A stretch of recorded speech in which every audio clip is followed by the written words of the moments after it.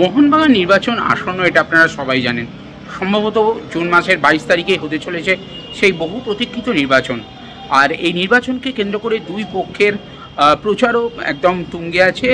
আমরা দেখেছিলাম দিন তিনেক আগেই সৃঞ্জয় বসু তাঁর সমর্থনে প্রচার করেছিলেন মোহনবাগান প্রাক্তন মোহনবাগান ফুটবলার, মোহনবাগান রত্ন সাংসদ প্রসূন বন্দ্যোপাধ্যায়। আর আজকে কলকাতা স্পোর্টস জার্নালিস্ট ক্লাবেও এবার দেবাশিস দত্তের সমর্থনে আসলেন প্রসূন বন্দ্যোপাধ্যায়।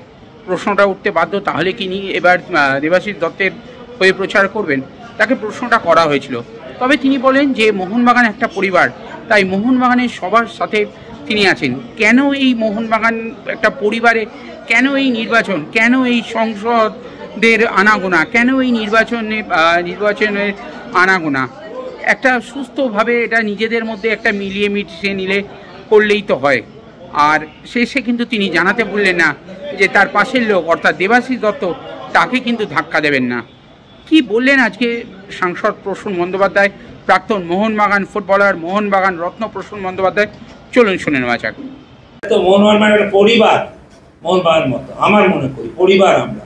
সেই জন্যে আপনারা যেভাবে আসছেন, প্রেসের লোকরা ভীষণ ভালোভাবে আসছেন, এখন দেখছেন, এইগুলো সাহায্য করুন, পাশে থাকুন, দেখবেন খুব সুন্দরভাবে চলবে। আমার একটা মনে হয় বারবার ইলেকশন কেন, আমি একটা নিজে ভেবে উঠি ইলেকশন কেন, ইলেকশনের কি দরকার?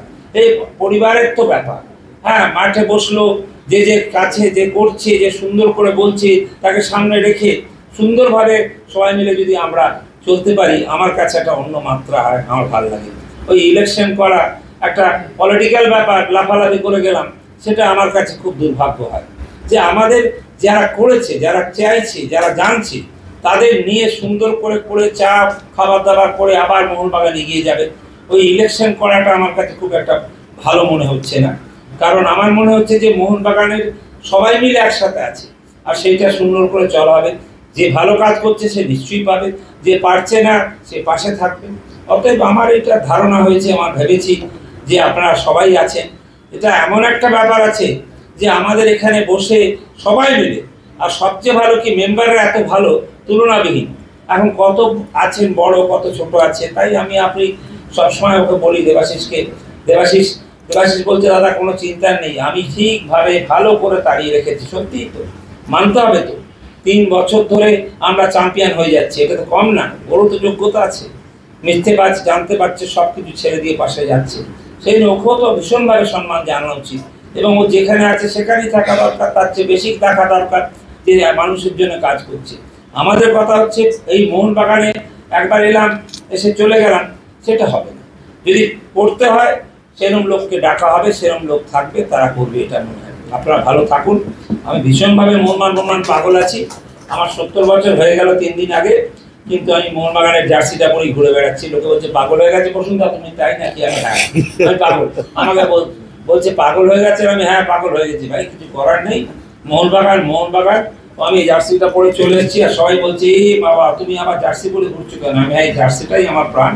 আমার একটাই কথা, জীবনের শেষ মুহূর্ত আমার হবে যখন আমি যখন চলে যাব, মানুষ থেকে মারা যাব, কিন্তু একটা কথা আমি রোজ বলি যে আপনার জার্সিটা আমার গায়ে কিন্তু থাকবে, আর কিচ্ছু চাই না, কিচ্ছু চাই না। এরকম ভাবে আমরা চলছি, কিচ্ছু চাই না।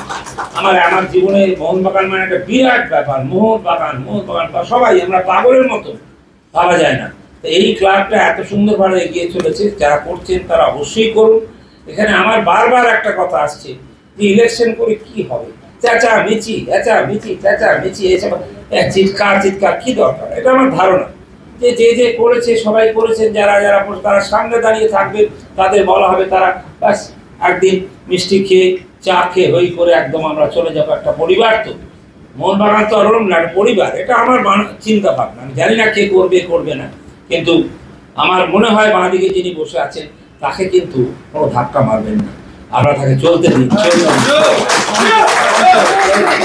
একদম হই করে সবাই মিলে, আচ্ছা আমরা আপনাকে করাচ্ছি, আবার আপনি চালাচ্ছি, ভালো মিষ্টি টিষ্টি খেয়ে রাতে বেলা হই করে একদম বাড়ি চলে যাবে। কি ঠিক বলছি তো না ভুল বলছি? আপনারা বলুন আমি ঠিক বলছি?